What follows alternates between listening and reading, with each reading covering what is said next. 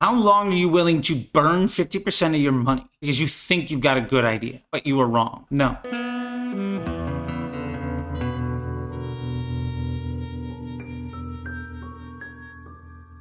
When we're doing landing page testing, we've already determined that yes, we're going to do it after the click, because the idea of investing heavily in a non-actionable data set that will ultimately hurt our relationship with Facebook, that costs way more money and time and causes more harm than good, is a bad idea, right? We're not running separate ads and separate ad sets to separate landing pages, even though those ads are identical, and having any expectation that we're going to have any actionable insight off of that test. That's trash.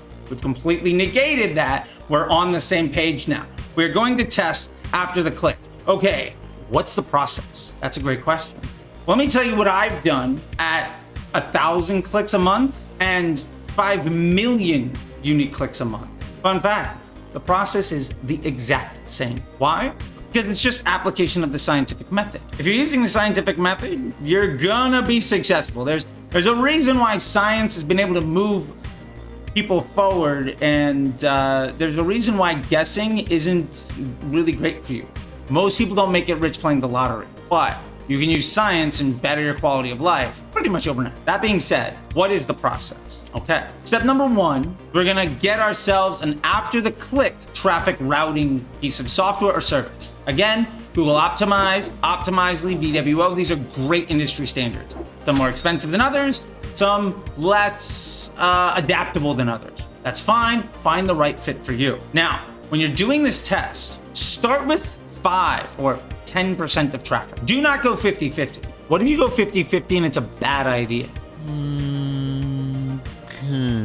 How long are you willing to burn 50% of your money because you think you've got a good idea, but you were wrong? No. Instead, do 5 or 10%. And the point here is, now me personally, if I have a lot of users, or I can spend a lot of time to get to an answer, I'm gonna start at 5%. If I have way less traffic, like maybe I'm getting 100 clicks a week, or I'm getting, 100 a day or something like that, or I need an answer much faster, in that case, I'll go 10. Now, from here, what we're really doing is we're looking at the bounce rate and the conversion rate of these sites. The bounce rate's tremendously important because remember, if the bounce rate is high, Facebook is going to start charging you a higher CPM to run your ads. And if the conversion rate is low, well, that's probably not good, right? Like, we're trying to improve conversion rate. So if your bounce rate is more or less even and your conversion rate is better and it holds, then we can move to the next step. Now, for me, I'll go 5 to 10. Or I'll go 10 to 25. Basically, I go 5%,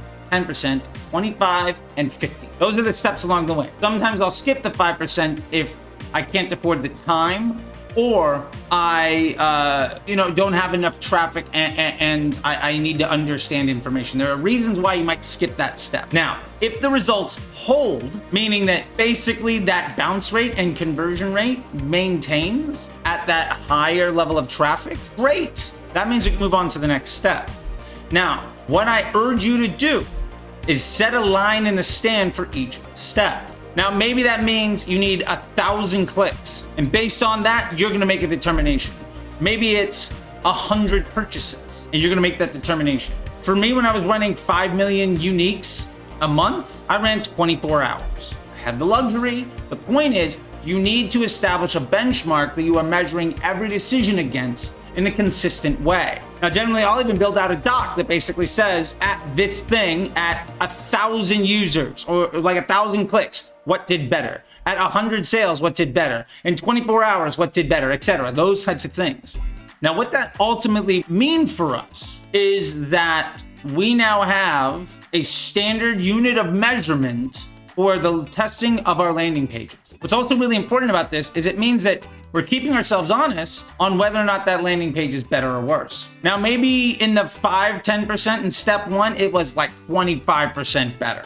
And then you go from 5 to 10 or 10 to 25 and it drops to 3% better. Well, that might have happened because, hey, look, it just got really good traffic. Okay, that happens. Right at 5-10% of your overall thing, it just got the right people. I got lucky. Maybe it did 8% better, and then you go to 10, 25% and it shoots to 20. You might have gotten just a little bit worse traffic, but that page is significantly better. Maybe it was 5% better, and then when you scale up the traffic, it goes to 3% worse. Again, that small percentage is not an indicator of future success. It's a nice barometer of whether or not you should move forward with the test. But you can't say, well, at 5%, this thing is crushing, so I'm going to do 100. That's incredibly irresponsible. So what we're doing here is we're now saying if that landing page holds at 50% of traffic, now we're just going to make a wholesale swap and start the test over. Now, there's two things I really want you to be cognizant of here. Number one, that page is not just getting traffic from Facebook. You might say, well, my Facebook ads get a lot better on this new landing page. I'm going to chase that. But what if it tanks your search and email results? Is that okay?